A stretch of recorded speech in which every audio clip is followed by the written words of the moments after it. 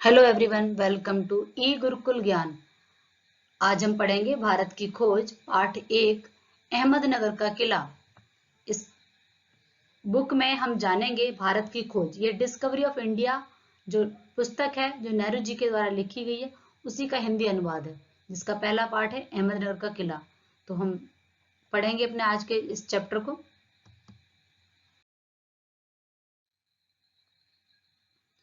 सबसे पहले हम देखेंगे कि ये भारत की खोज जो है वो नेहरू जी के द्वारा लिखी गई है। जितने भी चैप्टर हैं उसमें बार बार राइटर कोई बदलेंगे नहीं, क्योंकि पूरी की पूरी पुस्तक जो है नेहरू जी ने लिखी हुई है। तो सबसे पहले हम आज ही डिस्कस करेंगे कि नेहरू जी के बारे में क्या क्या है और कब लिखी, कहाँ से लिखी, वो सारा कुछ हम इसमें पढ़ेंगे आज। सच्चे अर्थों में नेहरू जी आधुनिक भारत के निर्माता हैं। महात्मा गांधी की अगुवाई में उन्होंने आजादी की लड़ाई में सक्रिय भाग लिया। अब यहाँ पर क्या बताया जा रहा है कि जो हमारी आजादी की लड़ाई है उसमें जो अगुवाई की वो किसने की? गांधी जी ने। और उसमें उन्होंने बढ़ चढ़ के भाग लिया, सक्रिय भूमिका निभाई। और सच्चे अर्थों में अगर कहें तो भारत के आधुनिक निर्माता है, क्योंकि भारत में जो हमारे कह सकते हो कि आजादी के बाद प्रथम प्रधानमंत्री रहे वो कौन है? हमारे पंडित जवाहरलाल नेहरू जी। ठीक है। अब सन 1947 में अंग्रेजों की गुलामी से देश आजाद तो हो गया। उसके बाद 1947 से लेकर 1964 तक प्रधानमंत्री के रूप में रहे। मतलब 47 से लेकर 1964 तक प्रधानमंत्री के रूप में कार्य किया है। भारत के अलावा उन्हें दुनिया भर में एक ऐसे धर्मनिरपेक्ष मानवतावादी राजनीतिज्ञ के रूप में जाना जाता है जिन्होंने विश्व शांति और समाजवादी आदर्शों के लिए जीवन भर आवाज बुलंद की। मतलब क्या बताया जा रहा है कि नेहरू जी की जो सोच थी वो संकीर्ण नहीं थी, वो थी उनकी विश्वव्यापी सोच, मानवतावादी सोच थी, विश्व बंधुत्व की सोच थी। जैसे आज हम देख रहे हैं कि ग्लोबलाइजेशन, यानी कि सारी कंट्रियों के साथ मिलकर, है ना, और इंटरनेशनल लेवल पर जो भी संस्थाएं बनती हैं, तो नेहरू जी की सोच शुरू से ऐसी थी। ऐसा नहीं तो वो सिर्फ भारत भारत सोच रहे, वो मानव समूचे मानव जाति के बारे में सोचते थे। और वो दुनिया भर के लोगों के लिए धर्मनिरपेक्ष, मतलब किसी धर्म को बुरा ना मानना, किसी को, है ना, गलत ना मानना, कोई धर्म ज्यादा अच्छा नहीं है, सभी धर्मों को समान महत्व देना। ठीक है। किसी पर्टिकुलर किसी एक धर्म के प्रति नहीं। मानवतावाद यानी कि मानव के हित में कार्य हो, ऐसे राजनीतिज्ञ सिर्फ भारत के लिए नहीं। जैसे आप देखेंगे कि इतिहास में पढ़ेंगे आप कि गुट निरपेक्ष आंदोलन जो था नेहरू जी के द्वारा चलाया गया था। ये जो पुस्तक है वो कोई इतिहासकार, मतलब आप इतिहास नहीं पढ़ रहे हैं, है तो हमारे हिंदी में लगी हुई, इतिहास की जानकारी हमें देती है, लेकिन एक भारत की जो झलक है, भारत क्या है, जो नेहरू जी ने पढ़ा, समझा, जाना, उसके आधार पर लिखा है, एक इतिहासकार के रूप में नहीं लिखा है। तो उसी के बारे में इसमें हम देखेंगे कि आखिरकार नेहरू जी ने इसमें क्या क्या लिखा, है ना। एक महान राजनेता के साथ साथ उनकी प्रसिद्ध एक लेखक के रूप में भी रही है, सर्वविदित है, सबको जानकारी है कि वो एक प्रसिद्ध लेखक भी रहे हैं। जैसे गांधी जी ने भी कई पुस्तकें लिखी हैं, वैसे नेहरू जी ने भी लिखी हैं, जिसमें से विश्व इतिहास की झलकियां, आत्मकथा और भारत की खोज को क्लासिकल का दर्जा दिया है। मतलब ये तीन बहुत इंपॉर्टेंट है, विश्व इतिहास की झलकियां, आत्मकथा और भारत की खोज। भारत की खोज जो मतलब मूल प्रति है वो अंग्रेजी भाषा में लिखा है, डिस्कवरी ऑफ इंडिया, उसी का हिंदी अनुवाद है। इसे उन्होंने स्वतंत्रता आंदोलन के दौरान 1944 में अहमदनगर के किले में लिखा था, जब 5 महीने के कारावास के दिनों में लिखा। मतलब जब नेहरू जी जेल में गए हुए थे 1944 में, कहां पर? अहमदनगर के किले में। ठीक है। अहमदनगर कहां पर है? महाराष्ट्र में। ठीक है। तो जब उनको महाराष्ट्र में अहमदनगर के किले में रखा गया, उस समय 5 महीने के कारावास के समय उन्होंने इस पुस्तक को लिखा है। इस पुस्तक को मैं प्रकाशित हुई 1946 में। और ये कब प्रकाशित की गई, मतलब कब पब्लिश की गई? 1946 में। इस पुस्तक में नेहरू जी ने सिंधु घाटी सभ्यता से लेकर भारत की आजादी तक विकसित हुई भारत की बहुविध प्रसिद्ध समृद्ध सांस्कृतिक, धर्म और जटिल अतीत के वैज्ञानिक दृष्टि से विलक्षण भाषा शैली में बना बयान किया है। मतलब क्या बताया जा रहा है कि पूरा का पूरा समूचा भारत जो है उसके बारे में, जब से हमारा भारत प्रारंभ हुआ, इतिहास प्रारंभ हुआ, ठीक है, मतलब सिंधु घाटी सभ्यता से, यहीं से हमें पता है, क्योंकि यहीं से हमारे पास लिखित रूप में है। इससे पहले क्या था हमें नहीं पता है ना, प्राक ऐतिहासिक के बारे में कुछ भी नहीं पता। हम सिंधु घाटी सभ्यता से अपना इतिहास पढ़ना शुरू करते हैं। तो सिंधु घाटी सभ्यता से लेकर, है ना, और आजादी के समय तक एकदम नए ढंग से वैज्ञानिक दृष्टिकोण से विलक्षण भाषा शैली में।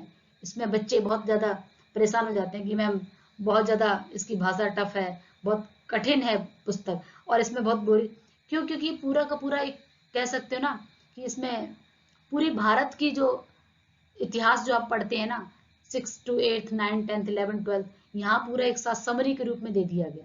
अब समरी के लिए आपको पूरा कंटेंट पता होना चाहिए, इसीलिए कहीं ना कहीं बच्चे से थोड़े से भागते हैं। लेकिन मैं आपको बहुत आसान तरीके से आपको एक एक चैप्टर समझाऊंगी, बहुत आपकी हेल्प होगी इससे। आप एक एक करके मेरी वीडियो देखेंगे। इसमें नेहरू जी के बारे में लिखा है अल्बर्ट आइंस्टाइन के शब्दों में, इस पुस्तक में से एक महान देश के गौरवशाली अतीत और आध्यात्मिक परंपराओं की समझ हासिल होती है। मतलब उन्होंने आइंस्टाइन, जो अल्बर्ट आइंस्टाइन है, उन्होंने क्या बताया कि अगर हम भारत की खोज पढ़ लेते हैं तो इस महान देश के बारे में, महान देश किसे बताया गया, भारत को, उसके अतीत की और आध्यात्मिक परंपराओं की समझ हमारे अंदर विकसित हो जाती है। और सच में ये पुस्तक इतनी अच्छी है कि अगर आप किसी क्लास में हैं या नहीं है, आपको अगर भारत के बारे में जानना है, आप राजनेता हैं, सामाजिक हैं, या फिर आप घर में हैं, या फिर किसी उम्र के हैं, किसी भी एज में है, कोई फर्क नहीं पड़ता। लेकिन अगर आप एक इस पुस्तक को पढ़ लेंगे तो आपके दिमाग में भारत की एक तस्वीर छप जाती है कि आखिरकार हमारा भारत कैसा था और अब कैसा है, तब से लेकर अब तक हमने क्या अच्छे और बुरे कौन कौन से पहलू हमने देखे, सबका कुछ इसमें क्रमबद्ध तरीके से लिखा है। 6-7 दशक पहले लिखी गई पुस्तक, दशक मतलब डिकेड, 10 साल का जो समय होता है उसको क्या कहा जाता है, दशक। तब मतलब 60-70 साल पहले लिखी गई थी। इस महान देश की राजनीतिक, यानी कि इसका जो राजनीतिक क्या था, ठीक है, पॉलिटिकल, सोशल, है ना, सामाजिक, सांस्कृतिक, जो भी हमारा कल्चर है, ठीक है, उसके ऐतिहासिक तरीकों, इतिहास को क्रमबद्ध तरीके से जानेंगे। मतलब एक एक करके सिंधु घाटी सभ्यता से लेकर आर्यों का आना, वेद पुराण, है ना, महाग्रंथ, फिर हम बौद्ध धर्म, जैन धर्म, और आजादी तरफ बढ़ते चले आते। आजादी की बात तक के सब कुछ इसमें लिखा हुआ है कि आखिरकार भारत हमारा है क्या, भारत का एक दर्पण।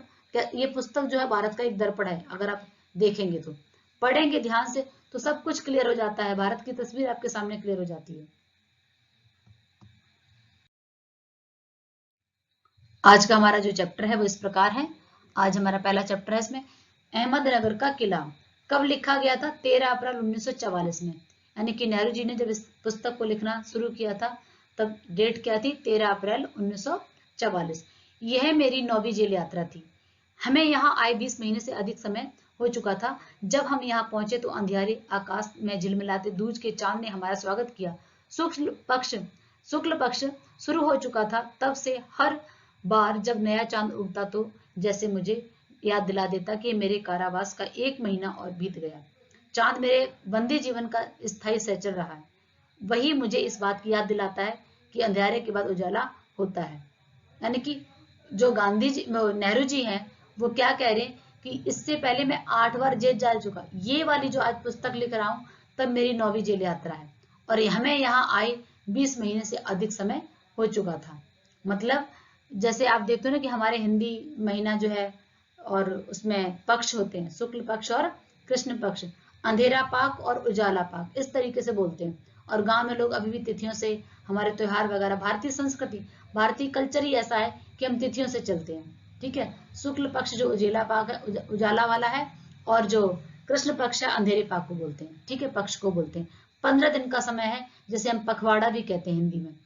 तब से हर साल, यानी कि हर बार जब नया चांद, जैसे हमारे जन्मदिन मनाते हैं ना कि 1 साल हो गया, वैसे ही जब दूज का चांद आता शुक्ल पक्ष का तो पूरा 1 महीना, है ना, बीत जाता शुक्ल पक्ष का, है ना। शुक्ल पक्ष के दूज के चांद को आने में पूरा 1 महीने का समय लग जाता है। तो हर बार मुझे याद दिला देता कि जैसे वो मेरे कारावास, यानी कि जेल में 1 महीना पूरा हो गया और मैं यहाँ बंदी बना हुआ हूँ, ठीक है, मैं जेल में हूँ, तो मेरे साथ साथ चलने का मेरा एक तरीके से कह सकते हो कि मेरा साथी है, ठीक है। और मुझे हर बार याद दिला देता है। और क्या याद दिला देता है कि उजाले के बाद, अंधेरे के बाद उजाला आता है, ठीक है, कि जो आपका कृष्ण पक्ष है उसमें अंधेरा होता है, फिर उसका शुक्ल पक्ष आता है, तो ऐसा उजाला अंधेरा हमारा जो नेचर है ना बहुत कुछ सिखा देता है।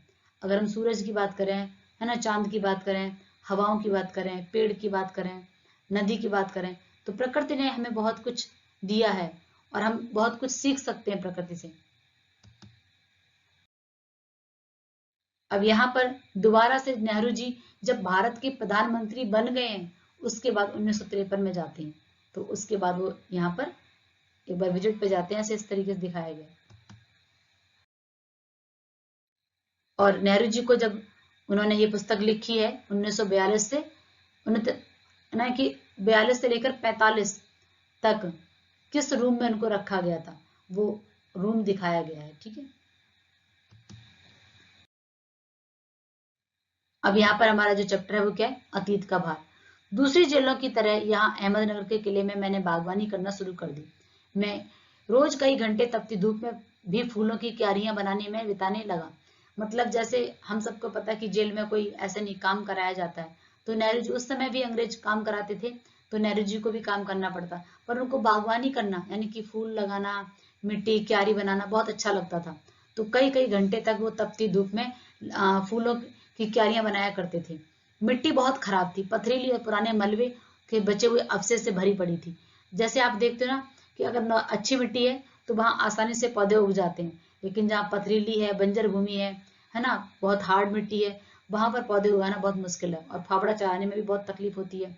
तो ये चूंकि ये अतीत यानी इतिहास के बारे में पूरा खंडर है, अवशेष है ना, तो यहाँ पर मलबा वगैरह यानी कि जो हम मकान बनाते हैं या जो हमारा मकान गिर जाता है तो उसका जो मलबा है वो वहीं दब जाता है, तो उसमें जाहिर सी बात है कि पत्थर वगैरह सब कुछ होंगे, है ना, तो बहुत मुश्किल, बहुत मिट्टी खराब होगी।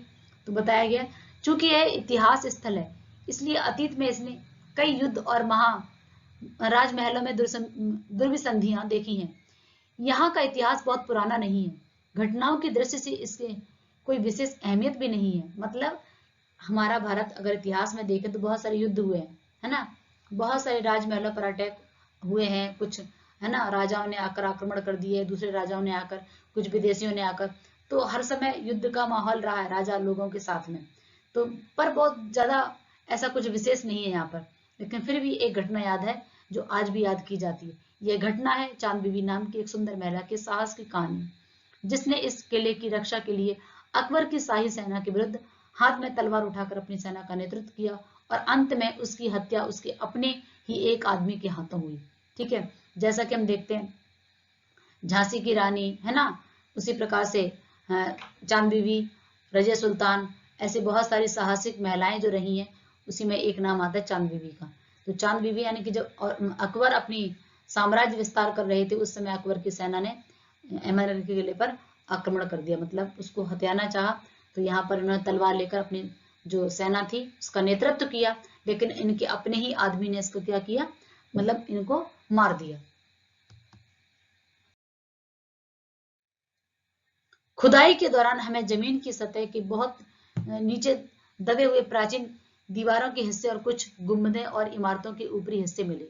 मतलब पुराना जो जैसे हड़प्पा सभ्यता, सिंधु घाटी सभ्यता खुदाई हुई, वैसे यहाँ पर भी खुदाई जब की गई तो जमीन के ऊपरी सतह पर, मतलब बहुत ज्यादा ऐसा नहीं कि बहुत कुछ देख लिया हो, बस ऐसा ही कि दीवारें पर जो गुंबदें बनी हुई हैं, गोल गोल जो इमारतें बनी रहती हैं, उसके लिए बोला गया है। ऊपरी सतह पर कुछ ज्यादा ऐसा नहीं, बहुत दूर तक हमें जाने की अनुमति नहीं दी गई और अधिकारियों ने इसकी मंजूरी नहीं दी कि और गहराई तक खोदा जा सके और कुछ मिल सके, ऐसा परमिशन नहीं थी। और ना ही हमारे पास कुछ विशेष हथियार थे, साधन थे, क्योंकि खुदाई केवल कुदालों से थोड़ा ना हो सकती है, उसके लिए प्रॉपर साधन होने चाहिए, तो उतने साधन भी नहीं थे हमारे पास। अब मैंने कुदाल छोड़कर हाथ में कलम उठा ली।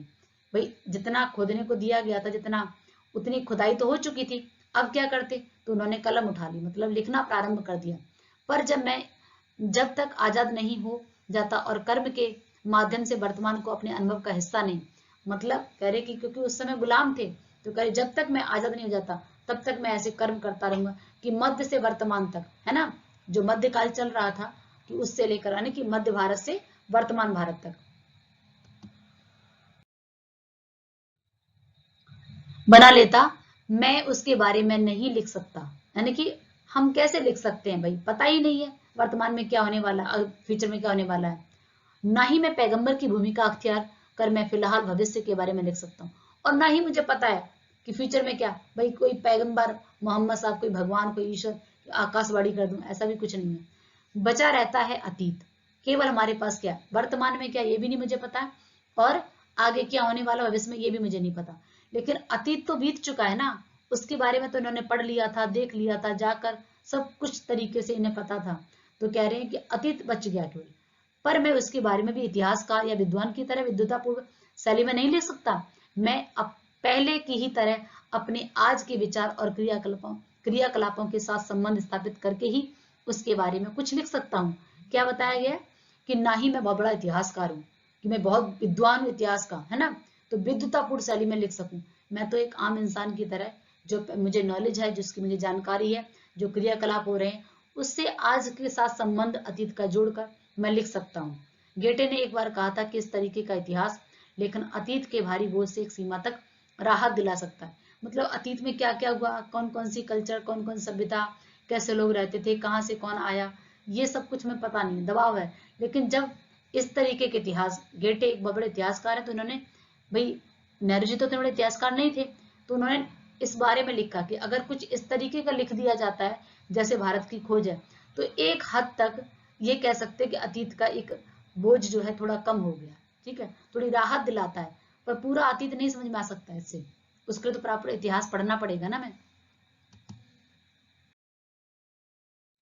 अब करें अतीत का दबाव, भला दबाव भला हो या बुरा, दोनों तरह अभिभूत रहता है करता है। मैं कभी कभी ये दबाव दमघटू होता है, खास तौर पर उन लोगों के लिए जिनकी जड़ें बहुत पुरानी सभ्यताओं में होती हैं, मसलन भारत और चीन की सभ्यता।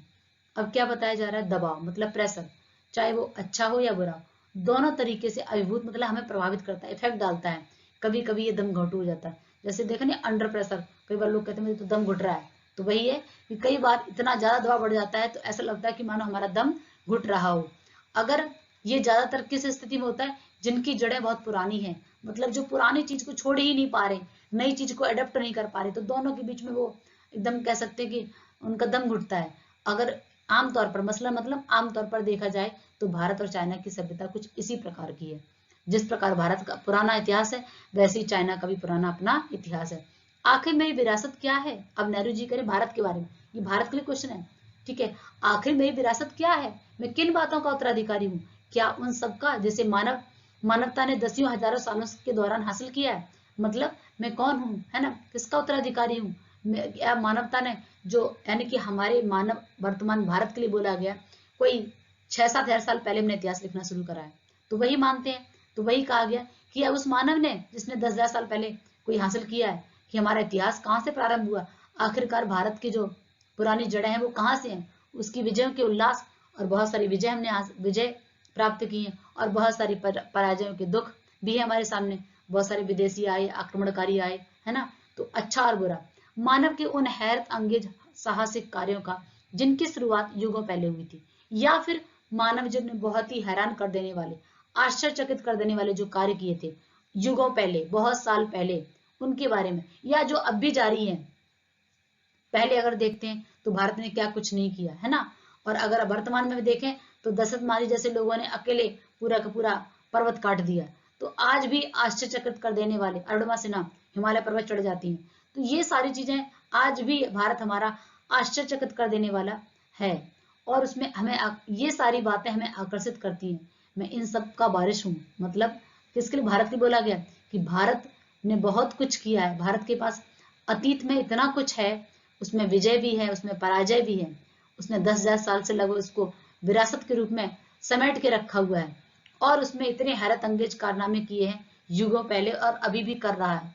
इसका मैं वारिस हूँ, ये समूचे मानव जाति के लिए, है ना। एक तरीके से हम भारतवासियों की विरासत में एक खास बात है जो अनोखी नहीं है, क्योंकि कोई व्यक्ति औरों से एकदम अलग नहीं हो सकता। मतलब हम वैसे तो अलग हैं, कि हमारा जो भारत है विश्व में देखा जाता है कि अनेकताओं में मतलब एकदम विविध है, डिफरेंट है, ऐसा कोई भी देश नहीं मिलता भारत के जैसा, इतना अद्भुत है, इतना अनोखा है। और कहीं ना कहीं इस पुस्तक को पढ़ने के बाद आपका दिमाग एकदम क्लियर हो जाएगा कि आखिरकार भारत में इतनी विविधता आई कैसे। जब हम पढ़ेंगे ना तो एक एक चीज आपको समझाएंगे कि किस प्रकार भारत हमारा इतना अद्भुत बन गया, अपने आप बन गया, कितना भारत का जो रंग है वो लोगों पे कैसे चढ़ा। तो यही बताया गया, लेकिन इतने भी अनोखे नहीं है, कुछ चीजें तो हम में सब में एक जैसी होती हैं। जैसे अलबत्ता उन्होंने क्या बताया, अनोखी नहीं है, कोई व्यक्ति एकदम अलग नहीं हो सकता, भाई अजूबा थोड़ा ना, कोई लोहे का नहीं बना है। तो वही कह रहे, अलबत्ता एक बात हम लोगों में विशेष रूप से वर्तमान मानव के समान ही है, जैसे सभी में। कौन कौन सी है? रक्त, मांस और हड्डियां। यानी कि हम सब का शरीर, चाहे भारत का व्यक्ति हो, चाहे अमेरिका का व्यक्ति हो, चाहे चाइना के व्यक्ति हो, सबका शरीर, चाहे अतीत की बात करें चाहे वर्तमान की बात करें, सबका शरीर कैसा बना है? हाड़ मांस, यानी कि हड्डियों से, खून है और मांस है, अस्थियां है, मतलब वही इसी से बना है हमारा शरीर, और सबका बना रहता है। ये तो विश्व में सबके समान है, लेकिन फिर भी भारत जो अलग है वो किस में है? संस्कृति में, कल्चर में, सभ्यता में, इसमें अलग है। इसमें नहीं है, इसमें तो हम सब एक जैसे हैं, है ना। वो एक मूवी में आया था ना कि खून सबका एक जैसा होता है, नाना पाटेकर के ना, किस रक्त का जो रंग है, यानी कि ब्लड तो सबका एक जैसा होता है, वैसी हड्डियां, सबका शरीर ऐसे ही बना है, इसमें कुछ नया नहीं है। इसी विशिष्ट विरासत को विचार और वर्तमान पर इसे लागू करने की बात एक लंबे अरसे से मेरे मन में घर किए हुए। मतलब भारत की जो विशिष्टता है, ये तो सब में आम हो गया कि हमारा शरीर और आपका शरीर और अमेरिकन का सबका एक जैसा है, लेकिन भारत की जो विशिष्टता है, भारत जो अलग है, भारत जो डिफरेंट है, उसके बारे में मैं लंबे अरसों से, मेरे दिमाग में एक विचार चल रहा है ना, लंबे समय से मैं इसे सोच रहा हूँ। मैं इसी बारे में लिखना चाहता हूँ कि आखिर हमारा भारत जो अलग है, डिफरेंट है, वो कैसे है। ये विषय बहुत ही जटिल है, कठिन है, और मुझे भयभीत कर देता है, क्योंकि मेरे पास इतना दिमाग नहीं है, इतनी नॉलेज नहीं है, क्योंकि भारत हमारा जो है वो कह सकते हैं कि बहुत ज्यादा गहरा है, बहुत ज्ञान है भारत के पास, बहुत विदुषी लोग रहे हैं, बहुत महान लोग रहे हैं, तो हमें कुछ भी नहीं आ रहा। मतलब वो इतना ज्ञान होने के बाद भी क्या कह रहे हैं कि मुझे कुछ नहीं आता, है ना। मैं केवल सतही तौर पर स्पर्श कर सकता हूँ। अब मान लीजिए कोई 100% चीज उसने, आपने 5% ले ली, तो आप क्या सतही तौर पर, या जैसे पृथ्वी की जो लेयर्स है नीचे वाली, उसमें आप सरफेस को देखते हो, तो सरफेस क्या है? बहुत कम पार्ट है ना। तो वैसे ही बता रहे कि भारत इतना जटिल है, इतना कठिन है, इतना कुछ इसमें है कि मुझे कुछ भी नहीं आता उसके आगे। मैं तो केवल इसे ऊपर ऊपर से छू सकता हूँ मात्र। इतना इस पुस्तक में पढ़ने के बाद आपको पूरा का पूरा भारत का जो दिमाग में नक्शा एक आ जाएगा कि भारत हमारा कैसा। उसके बावजूद भी नेहरू जी क्या कह रहे हैं कि मैं केवल इसे ऊपरी तौर पे छू सकता हूँ, मुझे ज्यादा कुछ भी नहीं पता है। ये हमारा आज का चैप्टर कंप्लीट हो गया। इसमें जितने भी कठिन शब्दार्थ थे वो मैंने आपके लिए लिखे हुए। जैसे दूज आया था, द्वितीय तिथि जो है शुक्ल पक्ष का दूसरा दिन। शुक्ल पक्ष क्या होता है? कारावास क्या है? स्थाई, सहचर, इसके साथ ही साथ अवशेष, बचा खुचा भाग, अतीत, पुराना, ठीक है। दुर्संज्ञा मतलब दुश्मनों द्वारा गलत इरादों से की गई है ना जो भी। और अहमियत मतलब विशेषता या विशेष, विरुद्ध, खिलाफ। इसी प्रकार से जैसे पैगंबर मतलब ईश्वर का दूत, अख्तियार, आराम, अभिभूत, जितने शब्दार्थ बन सकते थे मैंने आपके लिए, क्योंकि इसमें थोड़े से कठिन शब्दार्थ हैं, बच्चे समझने में थोड़ी दिक्कत आती है, तो मैंने आपके लिए सारे के सारे शब्दार्थ, इसके साथ साथ इसके प्रश्नोत्तर भी मैंने दिए हैं। और उम्मीद है कि मैं आपको चैप्टर अच्छे से समझा पाई। अगर कुछ कमी रह गई या कुछ इम्प्रूवमेंट चाहिए तो वो भी कमेंट्स करके आप मुझे ज़रूर बताएं। और इस तरीके से और आने वाले जो चैप्टर्स हैं उनकी वीडियो मैं बनाती रहूँगी और आपकी मदद करती रहूँगी। तो मेरे चैनल को सब्सक्राइब कर लें।